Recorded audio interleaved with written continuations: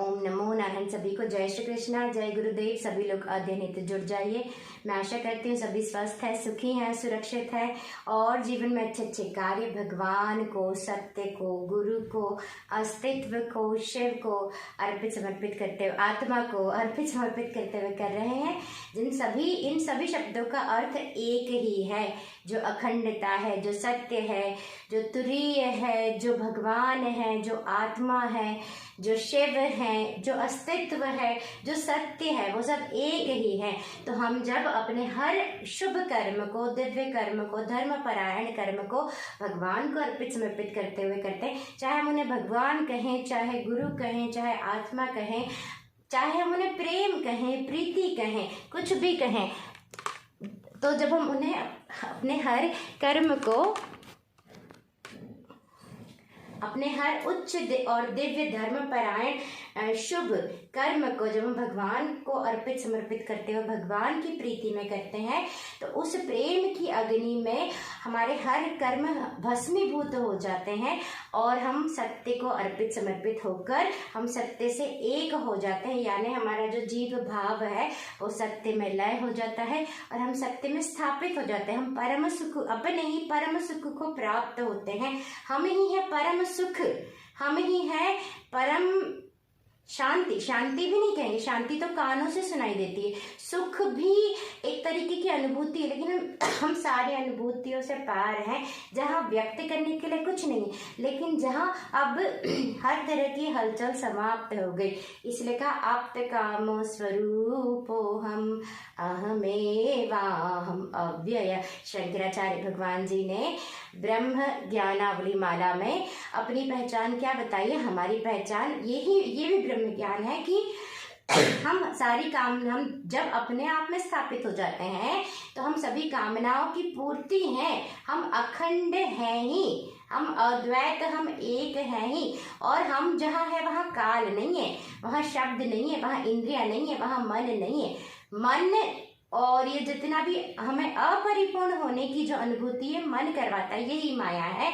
और माया का पर्दा जैसे ही गिरता है वैसे हम सत्य में स्थापित हो जाते हैं। वह गुरु, यही गुरु कृपा है, सत्य कृपा, भगवान कृपा, ईश्वर कृपा। इसीलिए कहा गया गुरु कृपा ही केवलम। गुरु कृपा के बिना हम कैवल्य तक नहीं पहुंच सकते। और कैवल्य ही सत्य है, वही आत्मा है, वही ब्रह्म है, वही अखंडता है, वही परिपूर्णता है, वही भगवान है, वही परम सुख है, वही अव्यक्त है जिसे व्यक्त नहीं किया जा सकता। तो हम क्या है? अखंड जगमग जागृत ज्योत, अखंड जगमग जागृत भोर। हम तो है ही जागृत।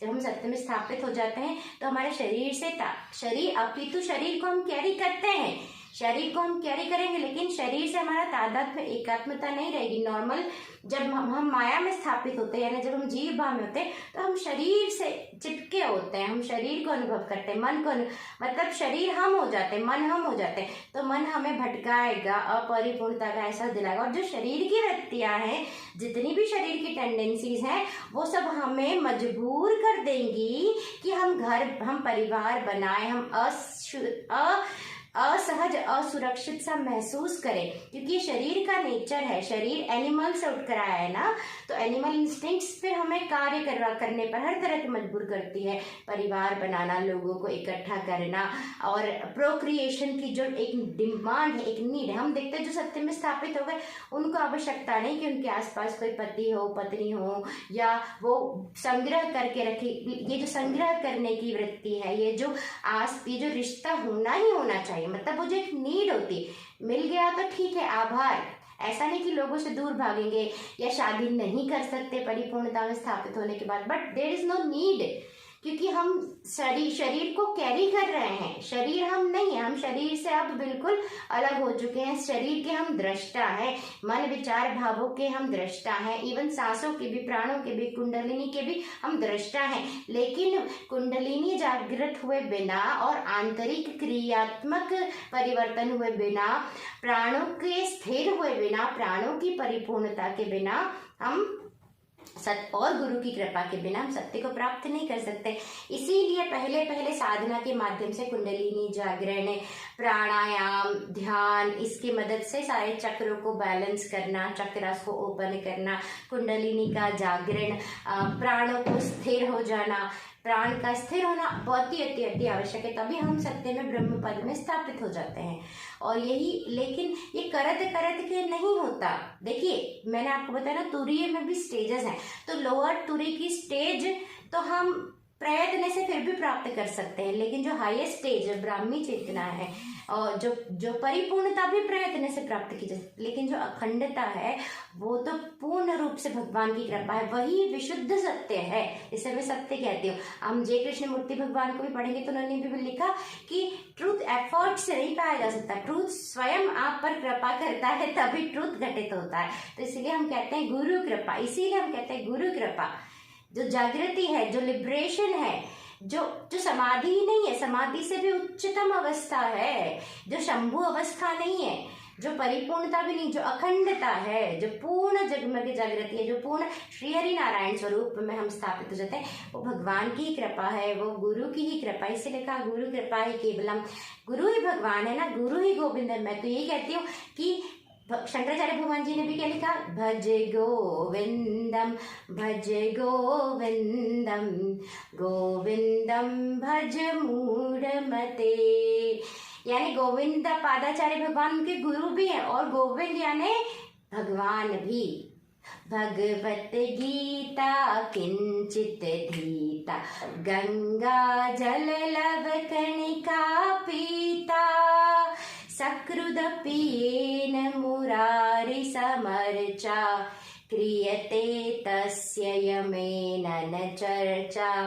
जो थोड़ा भी पूर्ण भाव के साथ, थोड़ा भी गीता को पढ़ लेगा, जो पूर्ण भाव के साथ गंगा माँ का जल एक बार भी ग्रहण कर लेगा, और जो पूर्ण भाव के साथ सभी से सिर्फ भगवान की चर्चा करेगा, यानी हर क्षण भगवान को याद करेगा, मुरारी की चर्चा करेगा, सत्य की यानी भगवान की जानकर उनकी चर्चा करेगा, तो उसकी यम भी उसके बारे में चर्चा नहीं करते, विच मीन्स कि उसको मृत्यु नहीं आती, वो मृत्यु से पार हो जाता है, वो महाकाल हो जाता है, काल से पार, सत्य स्वरूप में जहाँ मृत्यु नहीं। अब जैसे कि कल शिवरात्रि आने वाली, शिवरात्रि के दिन शिव पार्वती का मिलन हुआ, पार्वती मैया यानी पहले पहले साधना, तो हर हृदय जो सत्य से प्यार करता है और जो सत्य के लिए साधना करता है वो पार्वती ही है, और शिव पार्वती का मिलन यानी कुंडलिनी जागृत होकर एक एक चक्र को भेद कर, खोल कर, एक एक चक्रों को पोषित करते हुए जब सहस्त्रार में दसम द्वार को पार करके हमारी चैतन्यता को सहस्त्रार में स्थापित कर देती है, तो वो कैलाशवासी शिव की पत्नी हो जाती है, यानी वहीं पर सत्य है। तो कुंडलिनी शक्ति हमें शिव तक ले जाती है। तो शक्ति के बिना क्या कहा गया, शक्ति की महिमा न जानी, शक्ति गई तब मन पछतायो, जय जय जय जगदम्ब भवानी, है ना। क्या था कि शक्ति की पूजा नहीं की, अगर सिर्फ शिव शिव करते हैं, दुर्गा चालीसा में भी है ना, इसका अर्थ यही है कि शक्ति के बिना तो शिव तक जाया ही नहीं जा सकता, शक्ति की जागृति के बिना। ये है शक्ति की महिमा। तो कल शिवरात्रि है, तो इसीलिए कि वो जब हमारा ये जो कुंडलिनी जागृत होकर हमें सत्य में स्थापित कर देती दसम द्वार के पार, तो वही है अखंडता, वही है सत्य, वही है शिव। तो कल शिवरात्रि भी है। अब शिवरात्रि की बात आ गई तो हम भगवान, तो पार्वती कौन है, हर वो हृदय जो सत्य से प्रेम करता है, तो इसीलिए हमें सत्य से भगवान से प्रेम करना, उनकी चर्चा करना है। पार्वती मैया को और कुछ नहीं भाता था, उनके सामने कितने ऑप्शन थे इनसे विवाह, बट उन्हें सिर्फ सत्य से प्रेम था, शिव जी से प्रेम था। तो हमारा हृदय भी ऐसा होना चाहिए। और जब शिव और शक्ति का मिलन भी हो जाता है, तब भी पार्वती यानी वो करुणामय हृदय जो सत्य में स्थापित है और जगत के प्रति प्रेम है, करुणा है, और जहाँ शक्ति है, ऊर्जा है, और जगत के प्रति प्रीति है, तो हम ही हैं, हम सभी बने पार्वती।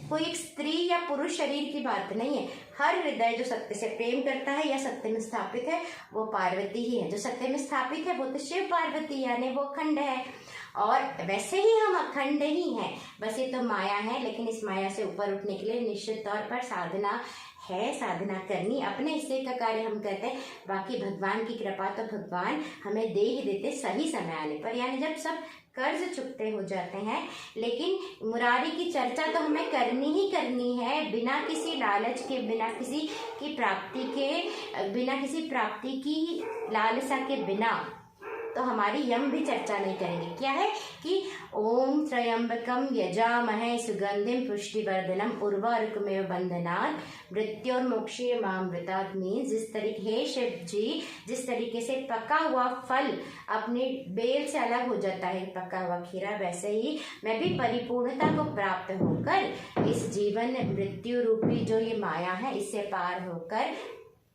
मैं मोक्ष को प्राप्त करूं, मैं लिबरेशन को, मैं जीवन मुक्ति को, मैं तुरीय को, मैं सत्य को प्राप्त करके अखंडता को प्राप्त हो जाऊं। हे शिव जी हम पर ऐसी कृपा करना। तो शिव ही है आदि योगी, शिव ही है हमारे शंकराचार्य भगवान जी, शिव ही है गुरुदेव भगवान, गुरु और शिव एक ही है। तो हम कल के लिए आज से ही प्रार्थना चालू कर देते हैं। ऐसा होता है ना, जैसे शिवरात्रि बहुत महापर्व है तो दो तीन दिन पहले से साधना शुरू हो जाती है ना उसके लिए। तो देखिए शिवरात्रि भी कितनी बड़ी साधना का पर्व है। हमें साधना का, तपस्या का महत्व सिखाते हैं। सत्य तक पहुंचने के लिए साधना होती है। ठीक है, अब हम आगे की रीडिंग करते हैं। ओम गुरुर्मध्ये स्थिता माता, मातृमध्ये स्थित गुरु माता नमस्तेस्तु मातृगुरु नमाम्यहम्। ओम पूर्णमदः पूर्णमिदं पूर्णात् पूर्णमुदच्यते पूर्णस्य पूर्णमादाय पूर्णमेवावशिष्यते। हरि ओम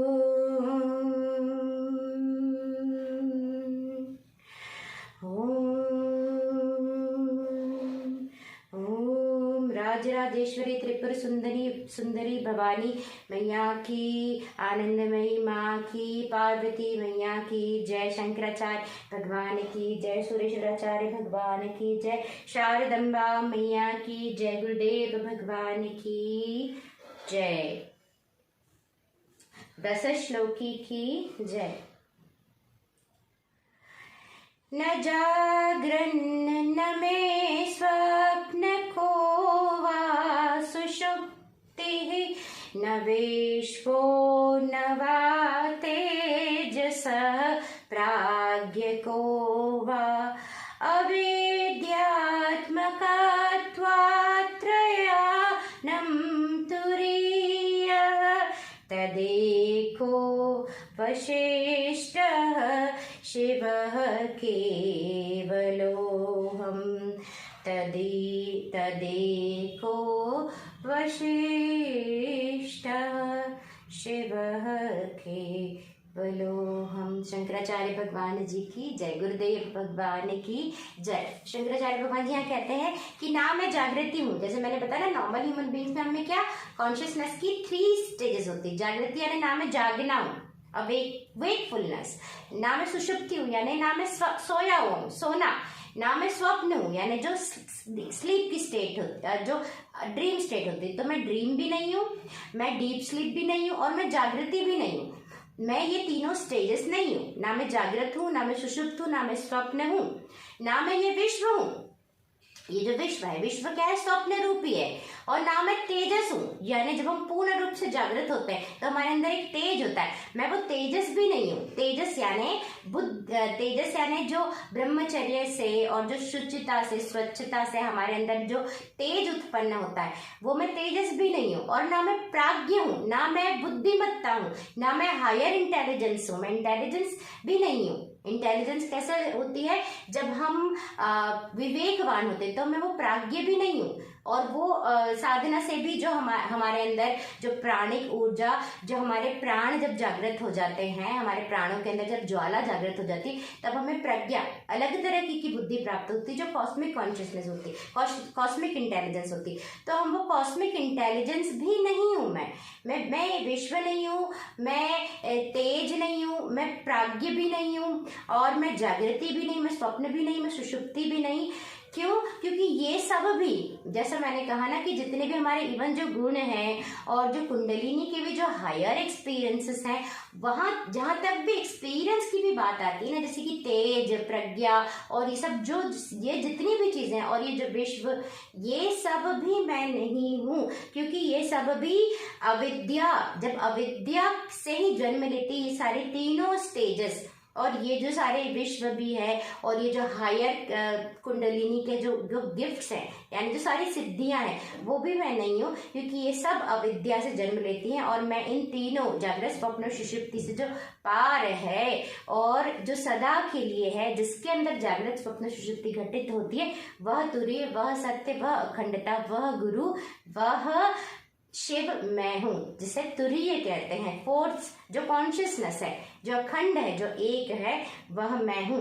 तदेको वशिष्ठ शिव केवलम, और वह शिव मैं हूँ जो संपूर्ण है, जो सभी कुछ है, और जो एक है, शिव जो कैवल्य है, वह हम है। तो यह है ब्रह्म ज्ञान। ये था हमारा श्लोक नंबर 8, 10 श्लोकी का। हम शंकराचार्य भगवान जी के बहुत बहुत बहुत आभारी हैं, जो हमें शब्द रूप में, स्तोत्र रूप में ब्रह्म ज्ञान का जिन्होंने हमें प्रसाद दिया, जिन्होंने हमें कृपा दी। तो शंकराचार्य भगवान की जय। हम सभी को शंकराचार्य भगवान जी की डेली ब्लेसिंग्स मिल रही है, इसके लिए हम बहुत बहुत बहुत आभारी हैं। आगे की रीडिंग के लिए कल हम लोग पुनः मिलते हैं, तब तक के लिए जय श्री कृष्णा, जय गुरुदेव, शंकराचार्य भगवान की जय, गुरुदेव भगवान की जय, माता पिता की जय, जन्मभूमि की जय, मातृभूमि की जय, परम पावन भारत भूमि की जय, परम पावन श्रृंगेरी धाम की जय, परम पावन मल्लेश्वर धाम की जय, माँ रेवा की जय, गंगा मैया की जय। ओम नमः शिवाय। हरि ओम तत्सत।